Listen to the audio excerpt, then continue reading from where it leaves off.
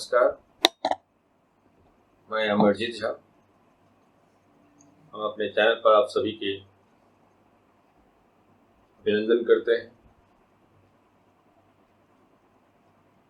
आज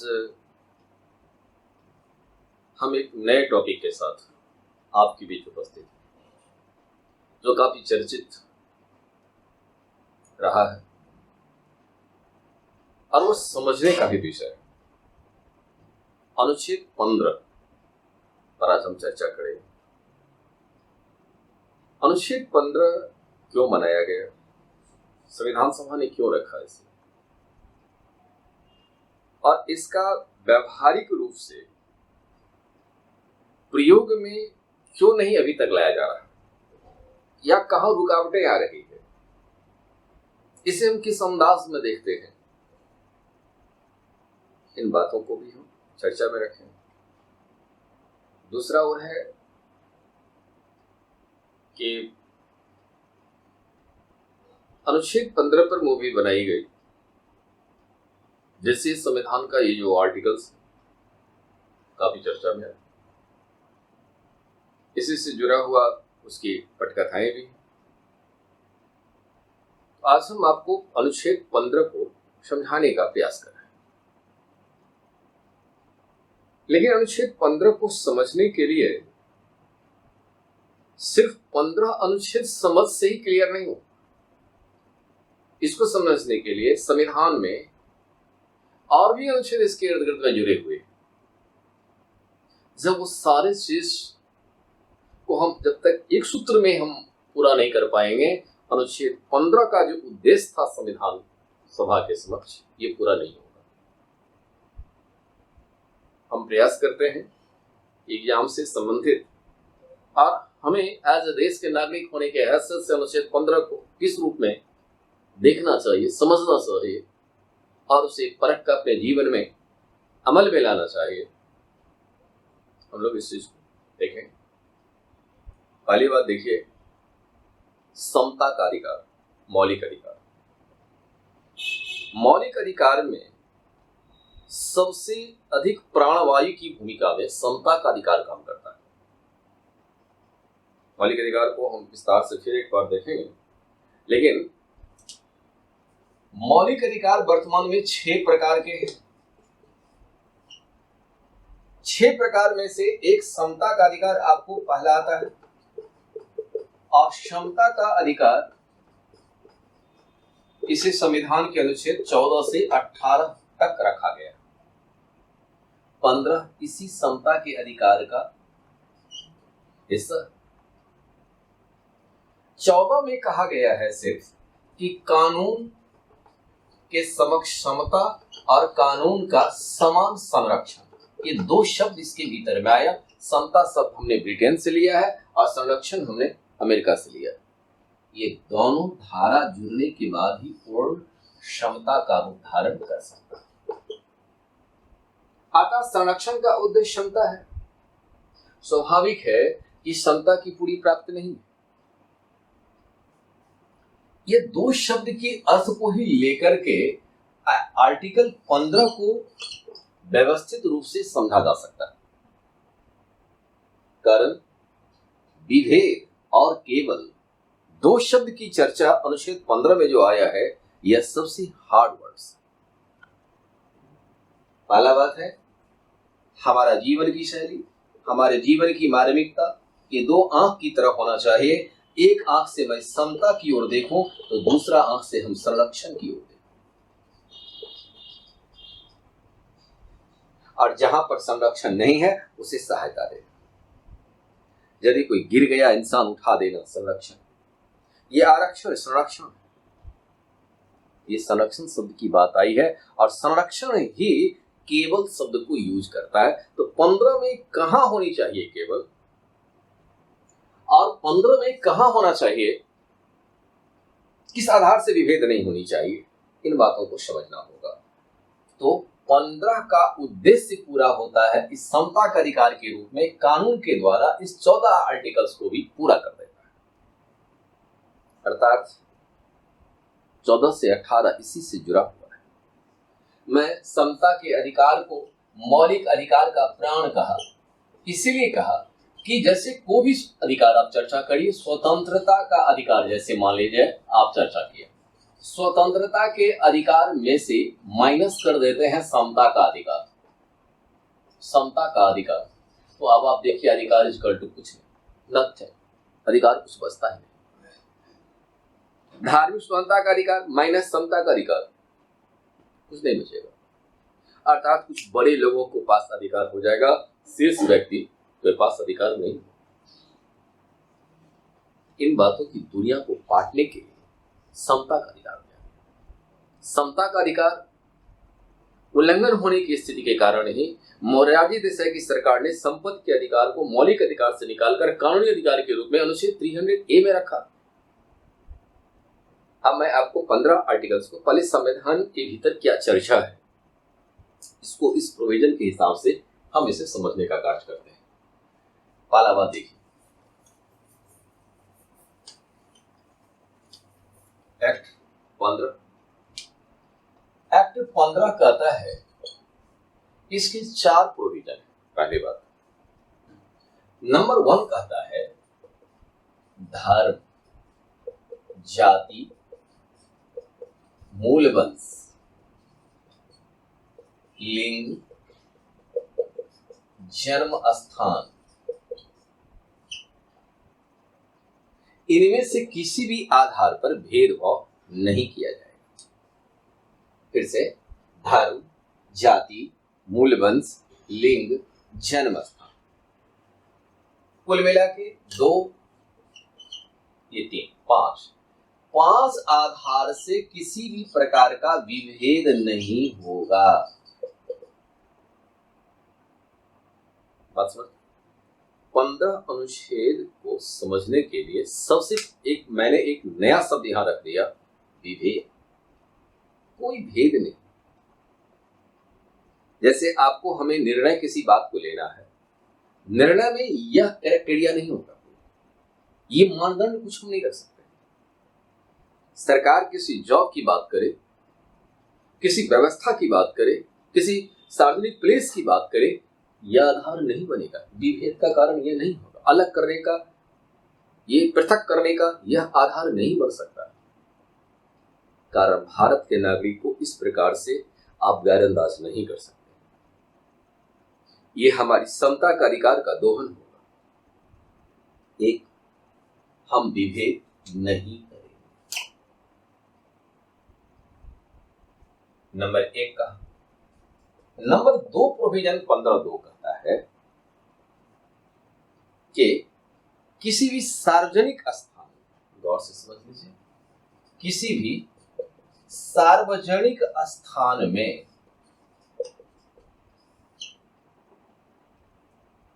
विभेद नहीं होगा। ये विभेद नहीं होगा। अब हम यह बात समझने का प्रयास करें कि सार्वजनिक स्थान क्या है। हालांकि सुप्रीम कोर्ट ने इसे परिभाषित किया, संविधान सभा ने इसकी पूर्ण रूपेण मौलिकता को स्पष्ट नहीं किया था।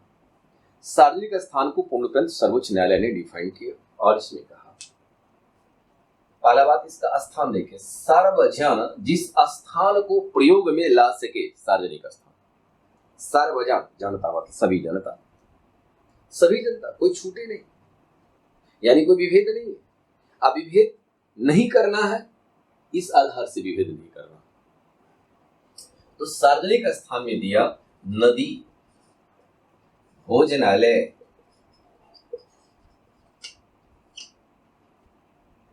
पुस्तकालय, सिनेमा घर, सब बात आप समझिएगा। कुआं, ये सार्वजनिक स्थान के दायरे में नहीं आते। साथ ही सरकार के अनुदान से, जो सरकार के अनुदान से यदि इसमें से कुछ बनाया जा रहा है तो यह सार्वजनिक स्थान के दायरे में आएगा। कारण सरकार सबके द्वारा बनाई गई है, और ये राज्य व्यवस्था में राज्य सरकार को कहा गया है कि आप इस सार्वजनिक स्थान में विभेद नहीं करो। ठीक है, सार्वजनिक स्थान में कोई विभेद नहीं होगा।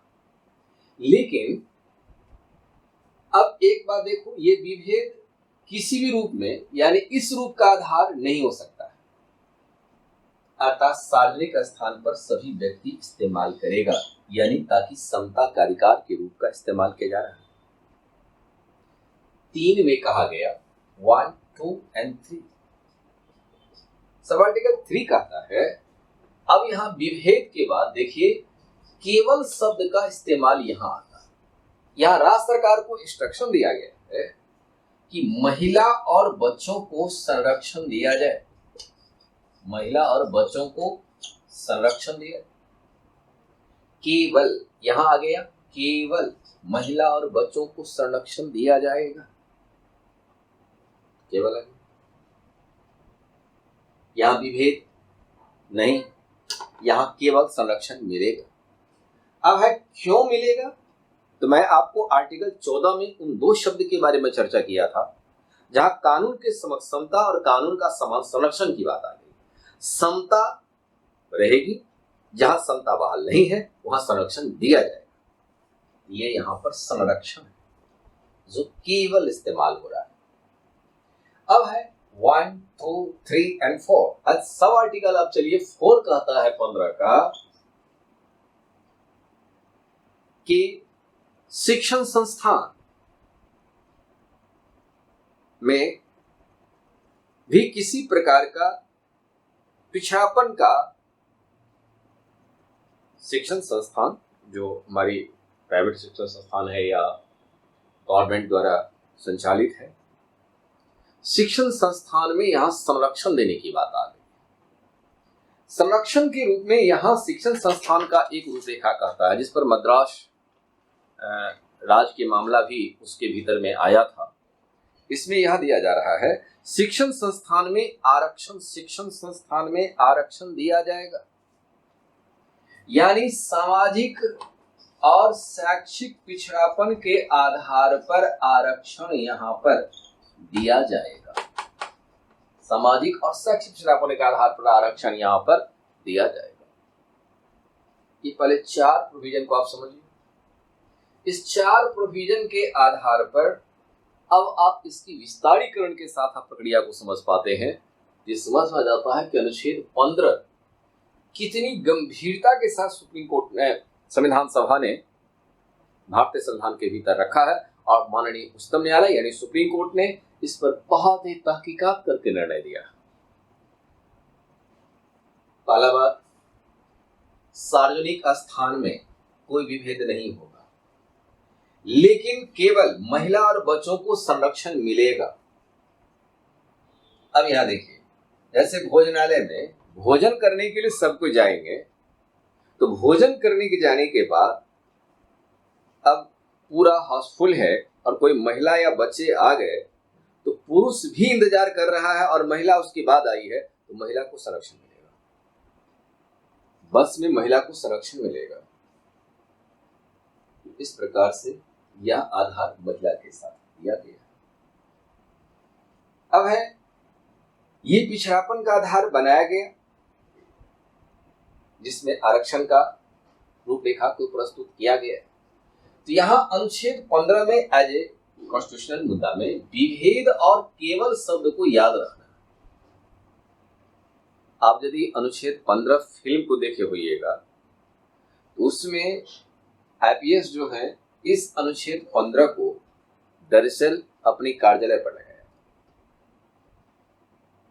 कुछ लोगों में यह धारणा रही कि जो कुछ पीछे बैकवर्डनेस जिस क्षेत्र में है उसकी संरक्षण ऐसे ही होता है, नहीं दी जाती है, लेकिन संविधान तो सबका है और यहाँ पर सबको अधिकार भी यहाँ पर प्रदान किया गया।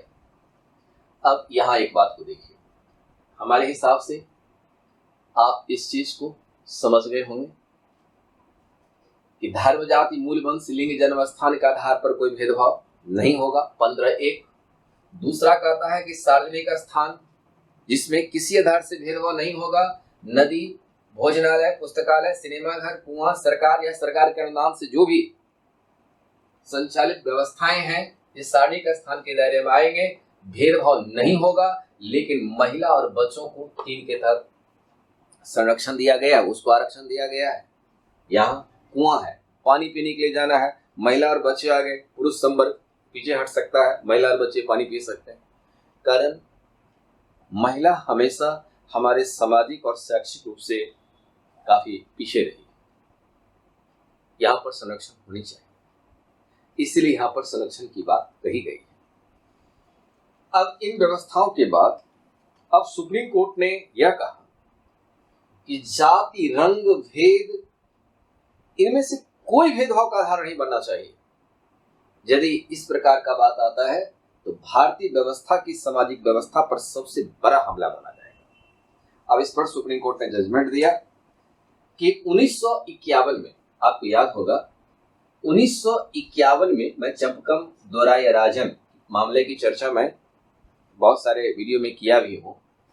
1951 में कहा चंपकम दोराई राजन, ये मौलिक अधिकार के संदर्भ में सुप्रीम कोर्ट में सबसे पहली बार ये मामला आया था। इस चंपकम दोराई राजन के मामला में सुप्रीम कोर्ट ने यह जजमेंट दिया था मद्रास राज के प्रसंग। वहां पर कुछ जाति की संरक्षण देने की बात थी, उस जाति को संरक्षण से बाहर रखा गया था। तो वहां पर सरकार के इस निर्णय को अमान्य करार दिया सुप्रीम कोर्ट ने, और सुप्रीम कोर्ट ने कहा आप किसी जाति को इसमें से भेदभाव नहीं कर सकते, और मद्रास सरकार के इस अधिकार को, निर्णय को अमान्य कर दिया और सुप्रीम कोर्ट के निर्णय यहां बहाल किया गया।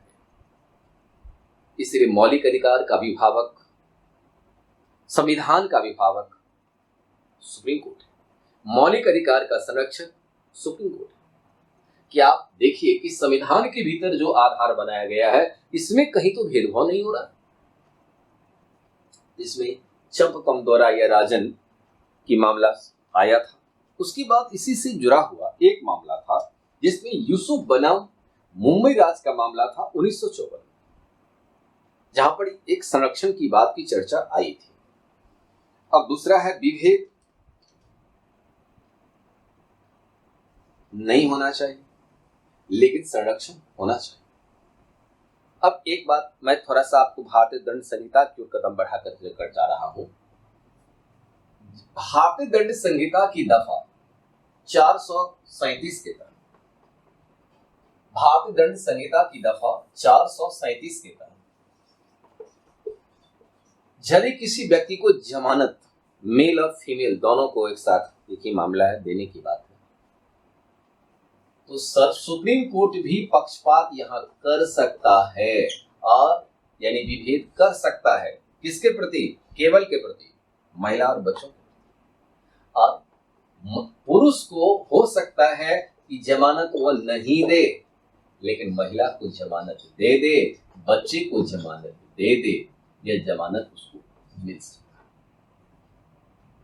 फिर इसी प्रकार से भारतीय दंड संहिता की दफा 497 के तहत 400 यानी धारा 437, धारा अब चलिए 497 के तहत यह कहा गया है किसी व्यक्ति को यदि न्यायपालिका सजा सुनाती है, दंडित देती है, इसमें पुरुष को दंडित कर सकता है, विशेष दंड दे सकता है, महिला और बच्चों को दंड कम दे सकता है।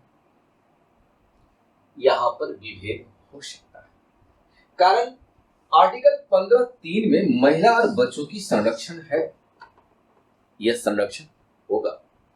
आप यदि आर्टिकल 15 फिल्म यदि देखे तो वहां पर देखिएगा कि महिला और बच्चों के साथ वहां कुछ अन्याय की घटना जिक्र है जो उचित नहीं था, जबकि बच्चों को और महिला को संरक्षण मिलना चाहिए।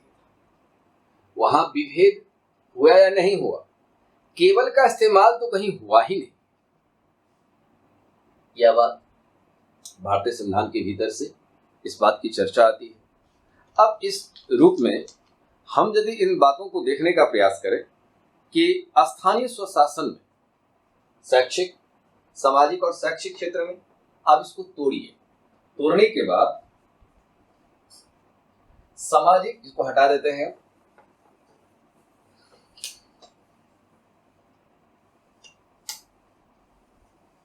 सामाजिक और शैक्षिक क्षेत्र के भीतर में बात ऐसा आता है कि सामाजिक और शैक्षिक क्षेत्र, अब यहां पर संरक्षण मिल सकता है। सरकार द्वारा संचालित शिक्षण संस्थान में महिला को आरक्षण मिल सकता है। स्थानीय स्वशासन में महिला को आरक्षण दिया गया। आप देखिए यहां पर ग्रामीण क्षेत्र में और नगरपालिका, ग्राम पंचायत और नगरपालिका में 50% आरक्षण बिहार सरकार ने प्रोग्राम किया था। जानकारी के लिए 73rd अमेंडमेंट में अभी संशोधन होकर के दिया गया कि केंद्र में भी यह सरकार ने यह पारित कर दिया कि राज्य सरकार चाहे, क्योंकि पंचायती राज सूची का विषय है, राज्य सरकार चाहे तो महिला को 50% आरक्षण दे सकते हैं। कारण महिला को यहां संरक्षण की बात थी, 50% आरक्षण दिया गया, तो यहां पर उसे महिला की एक संरक्षण की बात आ गई। संरक्षण के भीतर में सामाजिक जो हमारी बैकवर्डनेस कुछ आ जाती है, उस पिछड़ापन को संदर्भ में कोई मानक शब्द के द्वारा परिभाषित नहीं किया जा सकता है। समय और परिवेश के आधार पर इस शब्द की व्याख्या होती रही है। अब जैसे राजनीतिक क्षेत्र में देखिए, Indian constitution belongs to articles act 330, 332 में भी इस बात को समझा जा सकता है। 330 में लोकसभा में यह स्थान एससी और एसटी के लिए आरक्षित किया गया। जहां एससी के लिए और एसटी के लिए स्थान आरक्षित है, यहां पर 84 स्थान और यहां 43 स्थान आरक्षित है। यह स्थान इसलिए दिया गया, ये संरक्षण की बात हो। और 332 के आधार में दिया गया कि आबादी के आधार पर राज्य सरकार एससी एसटी की संरक्षण प्रदान करेगी, यानी एससी एसटी का विधानसभा में आरक्षण देगी। यह आरक्षण का आधार बन गया। सरकार ने यह भी दिया, पिछड़ापन में यह भी कहा, एक्ट 340 के तहत पिछड़ा वर्ग आयोग का गठन यहां पर किया गया है। और पिछड़ा वर्ग आयोग में देखा जाए, इस पिछड़ापन में सामाजिक और शैक्षिक पिछड़ापन का ही आधार था, लेकिन सामाजिक पिछड़ापन में आर्थिक पिछड़ापन का भी आधार को रखा गया था। अब जैसे यहां देखिए, सामाजिक पिछड़ापन में आर्थिक पिछड़ापन का भी आधार रखा गया था। सामाजिक पिछड़ा किसको कहा गया, यह बात सबसे पहले दो बार यह कमीशन इस क्षेत्र में काम किया। एक बार इसको हमें हटा दें, एक बार नेहरू जी की सरकार के समय में गठन किया गया था, दूसरी बार लेकिन वो रिपोर्ट काका कालेलकर साहब की थी। काका कालेलकर साहब की कमेटी ने सही ढंग से अपना रिपोर्ट को प्रस्तुत नहीं कर पाया, तो दूसरी बार मोरारजी देसाई की सरकार ने कमेटी गठन किया, जो बीपी मंडल के नेतृत्व में गठन किया गया था। और बीपी मंडल के नेतृत्व में यह कमेटी गठन किया गया और यह कमेटी सही ढंग से अपना रिपोर्ट सरकार के सामने पेश किया। यह कमेटी 3473 जाति की पहचान किया कि अब इसे आरक्षण के दायरे में रखा जाए, और यह ओबीसी को आरक्षण देने की बात आई। हालांकि एक्ट 16 जो आरक्षण से रिलेटेड है, इस पर हमने एक वीडियो जारी भी किया है, आप इसको भी दोनों को कोलैबोरेट कर सकते हैं। इसमें ओबीसी को आरक्षण देने की बात आई, ओबीसी को 27% आरक्षण देने की बात कही गई। अब 3473 जाति उसके दायरे में है। अब सरकार ने कहा कि किसको हम पिछड़ापन का आधार बनाया जाए, तो सुप्रीम कोर्ट ने रामनंदन कमेटी का गठन किया, और रामनंदन कमेटी की रिपोर्ट में जो कहा गया था, उसी आधार को रूप सिलसिला को शुरुआत किया गया। उस समय 1 लाख कहे थे, अब तो 8 लाख हो गया। मोदी सरकार के रीजन में 8 लाख रुपया वार्षिक आमदनी यदि आपका है, उससे अधिक है, तो आपके बच्चे को आरक्षण नहीं मिलेगा। यदि राष्ट्रपति उपराष्ट्रपति, अटॉर्नी जनरल, लोकसभा सदस्य, राज्य में विधानमंडल सदस्य, केंद्र राज्य मंत्री, किसी भी अंतर्राष्ट्रीय संस्था में लगातार 5 वर्ष तक योगदान देने वाले, सुप्रीम कोर्ट, हाई कोर्ट के जस्टिस, किसी राज्य के राज्यपाल, इन सारे व्यक्ति के बच्चे को आरक्षण नहीं दिया जाएगा। क्लास 1 अधिकारी के बच्चे को, ऑफिसर के बच्चे को आरक्षण नहीं दी जाएगी। क्लास 2 वाइफ हस्बैंड है और निश्चित है 8 लाख को पार कर रहे हैं, बच्चे को आरक्षण नहीं मिलेगी। यह बात तो मैंने लीगली बात बताई, लेकिन आरक्षण तो अभी भी इन लोगों को मिल रहा, क्योंकि वो सामाजिक पिछड़ापन है, तो पिछड़ापन का आधार का लाभ उठाया जा रहा है। संसद में इसकी समीक्षा होनी चाहिए, लेकिन सार्वजनिक स्थान में, इस समाज में उनको और अधिक बूस्ट अप करने के लिए यह व्यवस्था रखा गया। शैक्षिक पिछड़ापन में रखा, उसके बाद यह बात आ गई। सामाजिक पिछड़ापन में और भी है, यदि पैसे के अभाव में यदि आपके पास चापाकल नहीं है, ऐसा नहीं कि पर्यावरणीय समस्या का जिक्र उस समय में इस रूप में नहीं की गई है। यदि पैसे की अभाव है और वो आधे किलोमीटर दूरी से, अधिक दूरी से यदि पानी कोई ला रहा है, सामाजिक पिछड़ा है। यदि किसी वर्ग या जाति की महिला अपनी जीविकोपार्जन करने के लिए यदि खेत खलिहान में काम करने जाते हैं, मजदूरी करने जाते हैं, नौकरी करने जाते हैं, इसका मतलब सक्षम है, लेकिन यदि वो मजदूरी करने जा रही है तो जाति का पिछड़ा माना जाएगा, सामाजिक पिछड़ापन का आधार माना जाएगा।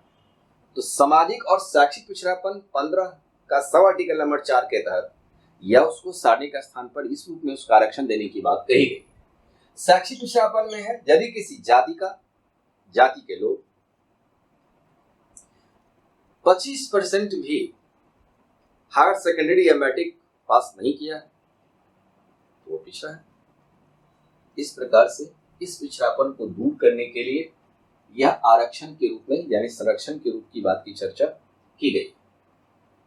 भारतीय संविधान के भीतर जन कल्याण के दृष्टिकोण से भी यह चीज रखा गया। जैसे अब इसको हटाते हैं हम, जन कल्याण के दृष्टिकोण से भी यह बात रखा गया।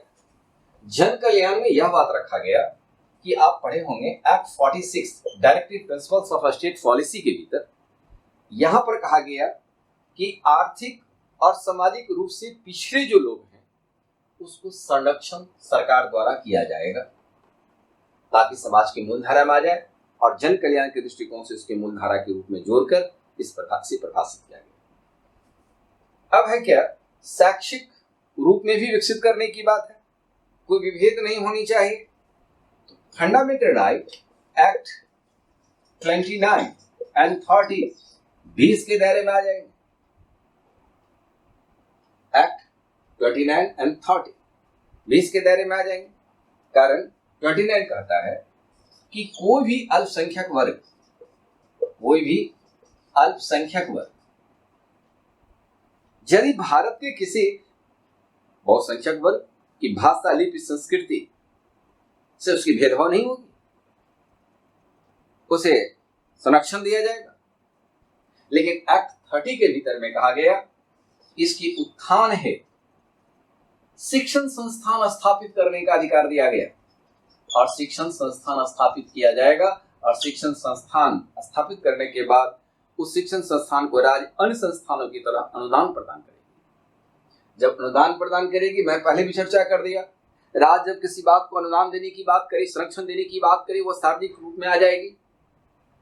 यहाँ पर उस अल्पसंख्यक वर्ग के बच्चों को शिक्षा क्षेत्र में विकास हो सकता है, इस शिक्षण संस्थान स्थापित करने का अधिकार उसको दिया गया। अब देखिए आर्टिकल 15 को हम लोग वहीं पर पढ़कर यदि छोड़ देंगे तो कभी भी संविधान सभा का उद्देश्य पूरा नहीं हो।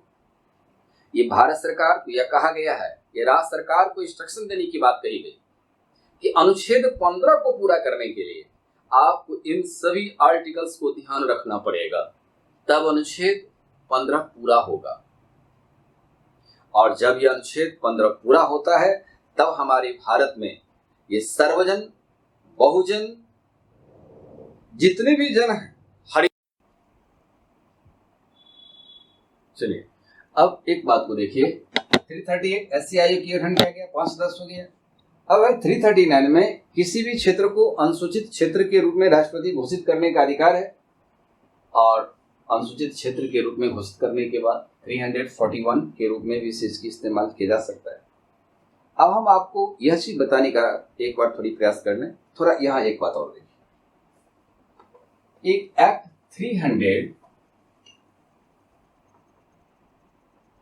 325 भी आएगा, आप इसे पढ़े होंगे। धर्म, जाति, मूल वंश, लिंग, जन्म स्थान, इनमें से किसी भी आधार पर वोटर लिस्ट में भेदभाव नहीं होगी। मतदाता सूची बनाने में भेदभाव नहीं होती, और आपकी पहचान के लिए आपको मतदाता पहचान पत्र दिया जाता है, और हम सबको एक योग्यता तय करके 326 के तहत योग्यता तय करके 327 के तहत एक वोट देने का अधिकार है। जब हम इस प्रकार की व्यवस्था को कायम कर लेंगे, सभी व्यक्ति को किसी भी धर्म, जाति, मूल वंश के लोग रहें, उसे सार्वजनिक स्थानों पर कोई भेदभाव का आधार नहीं बन सकता। सवाल है अब इसको आप कैसे इंप्लीमेंट करते हैं।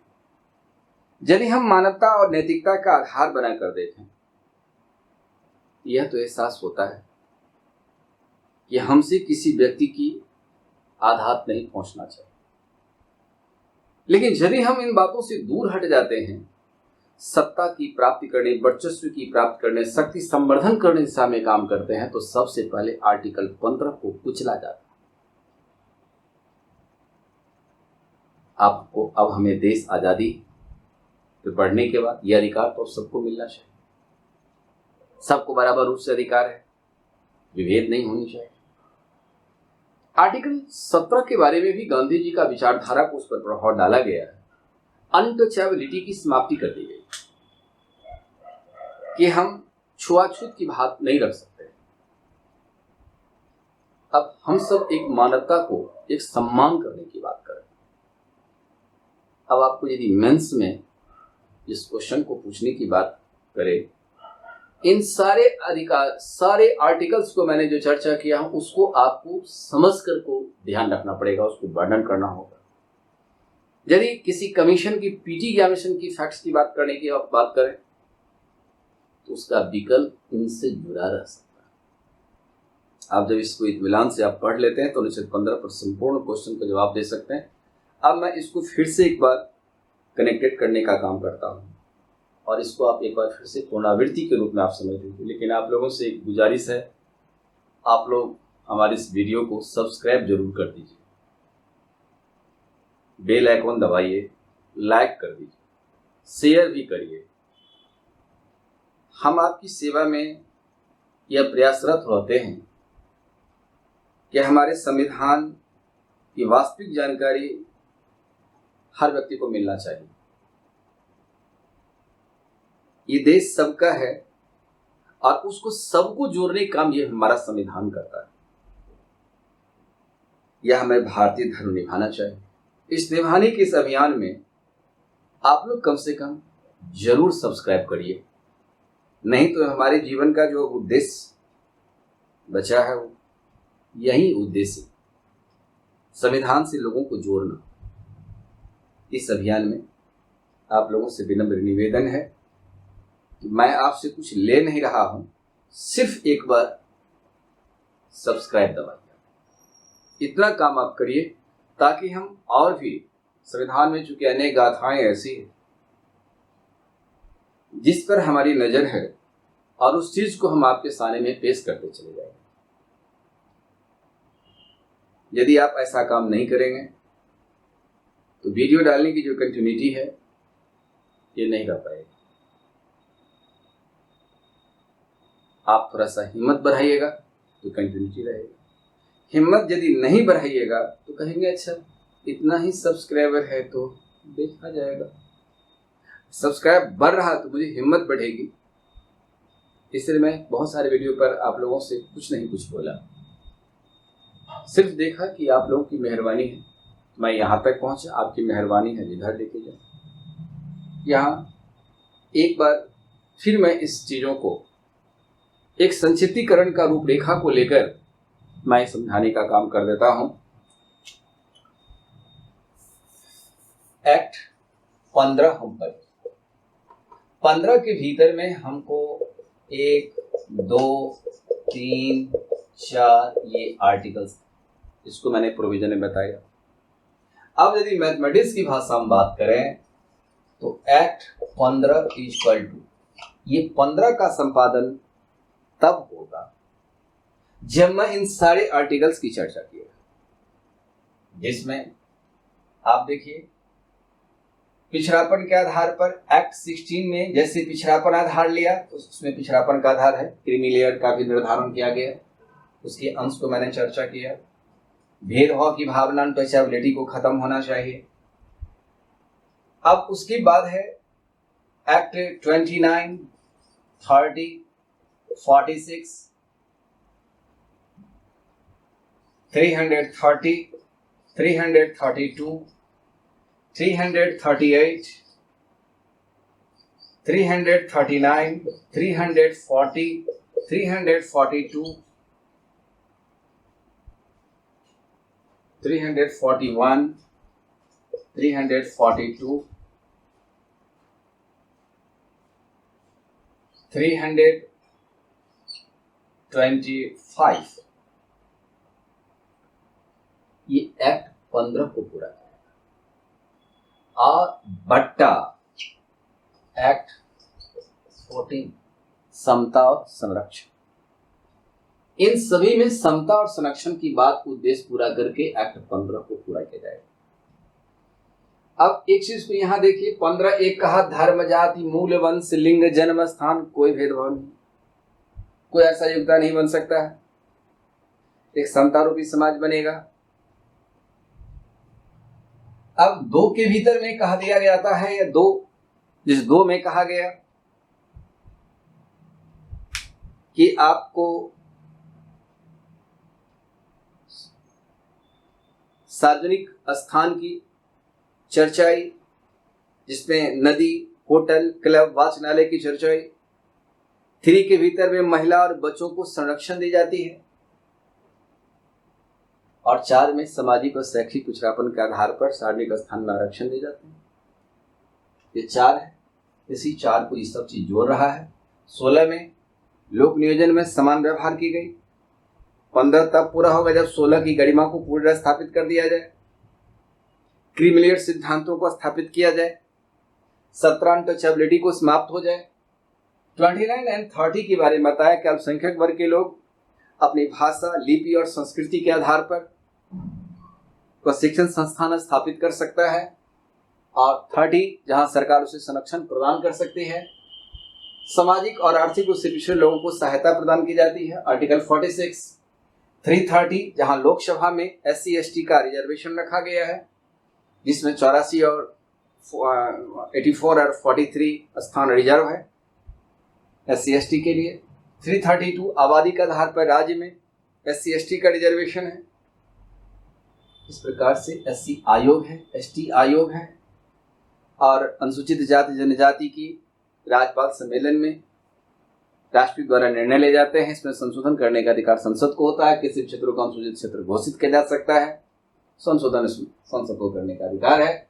325 जिस आर्टिकल में कहा गया, 325 के भीतर में कहा गया कि धर्म, जाति, मूल, वंश, लिंग, जन्म स्थान, इनमें से किसी आधार पर मतदाता की पहचान के लिए भेदभाव नहीं किया जाएगा, और सभी को, हम सभी को एक वोट देने का अधिकार 326 के भीतर है।